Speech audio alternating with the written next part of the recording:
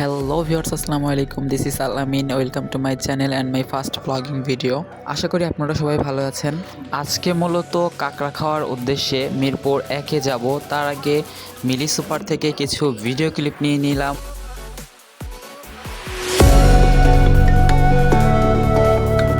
এখান থেকে কিছুটা পথ দূরে এটা হচ্ছে মসজিদ, মিরপুর 14তেই। তার পাশে এটা হচ্ছে সেনাবাহিনী ক্যান্টনমেন্ট। এই যে আপনারা দেখছেন বিল্ডিংগুলো, এটা ক্যান্টনমেন্ট এরিয়া। তার থেকে কিছুক্ষণ পথ এগিয়ে আসলাম আমি।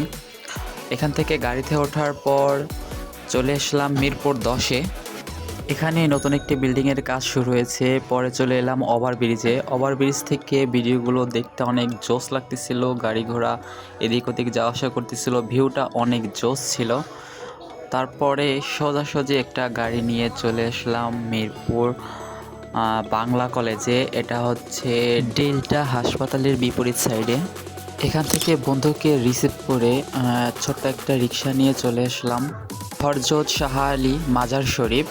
এখানে দৃশ্যগুলো অনেক সুন্দর ছিল অ্যান্ড মানুষ অনেক ভিড় ছিল, অনেক মানুষই দেখতে আসে। এখানে একটি বড় বট গাছ আছে, যে বট গাছের নিচে একটা পাতিল আছে। সেখানে মানুষ তাদের স্বপ্ন পূরণের ইচ্ছায় টাকা, মনের ইচ্ছা পূরণ করার জন্য ফেলে।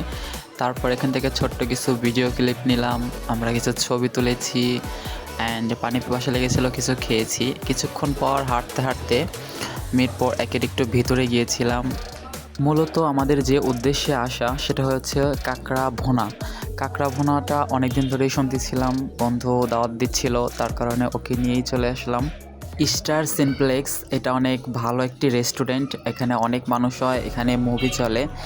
অনেক দূর দূরান্ত থেকেই পর্যটকরা এই রেস্টুরেন্টে খাবার খেতে আসে অ্যান্ড টাইম পাস করতে আসে। এছাড়াও এখানে ছবি তোলার জন্য অনেক সুন্দর সুন্দর জায়গা রয়েছে। আপনারা একটু ফলো করলেই দেখতে পারবেন, এখানে ছোট বড় সবাই আসে। জায়গাটাও অনেক সুন্দর ছিল। বলতে গেলে রেস্টুরেন্টটা অনেক বড়।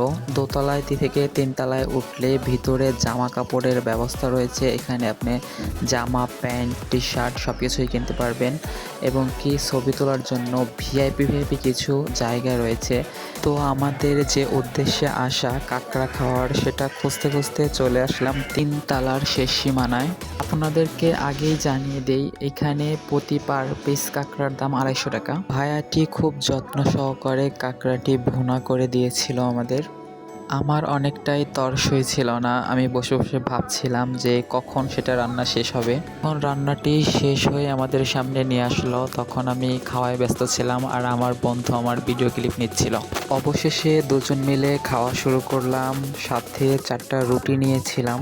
তবে কিভাবে এই রান্নার প্রশংসা করব আমি জানি না, বলতে গেলে আমার কাছে এক কথায় অসাধারণ লেগেছে। আপনাদের ইচ্ছা থাকলে, হাতে সময় থাকলে অবশ্যই এখানে এসে ঘুরে খেয়ে দেখবেন। খাওয়া দাওয়া শেষ করে আমরা বেরিয়ে পড়ি বাড়ি ফেরার উদ্দেশ্যে। সেখান থেকে আসার সময় হঠাৎ করেই এক আপুর সাথে দেখা।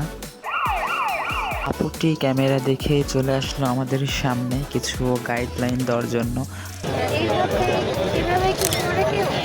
আপুটিকে এড়িয়ে আমরা সামনের দিকে হাঁটতে শুরু করলাম অ্যান্ড কিছুক্ষণ আগানোর পরে আমার কেন যেন মনে হচ্ছিল কাঁকড়ার দোকানটিতে আবারও ঘুরে যাই। অবশেষে হাঁটতে হাঁটতে আমরা সামনের দিকে অগ্রসর হলাম। এখান থেকে এক ভাই বলতেছিল, ভাইয়া আমাদেরকে একটু ভিডিও করে নিয়ে যান। আমি তাকে ডাক দিয়ে বললাম, ভাইয়া স্মাইল প্লিজ। ইসমাইল এই যে এদিকে, বড় ভাই এদিকে। যতটুকু মনে হলো ভাইয়ার দিকে ক্যামেরা ধরাতে তিনি সত্যি অনেক খুশি হয়েছেন। তার মুখ ভরা হাসি দেখে আমি সত্যিই অনেক আনন্দিত। সত্যি কথা বলতে গেলে আজকের দিনটা অনেক আনন্দ কেটেছে। এরপর বন্ধুকে বিদায় জানিয়ে আমিও বাসায় ফেরার উদ্দেশ্যে রওনা হলাম। সব শেষে একটা কথাই বলবো, ভিডিওটি ভালো লাগলে চ্যানেলটি সাবস্ক্রাইব করে পাশে থাকবেন। ধন্যবাদ।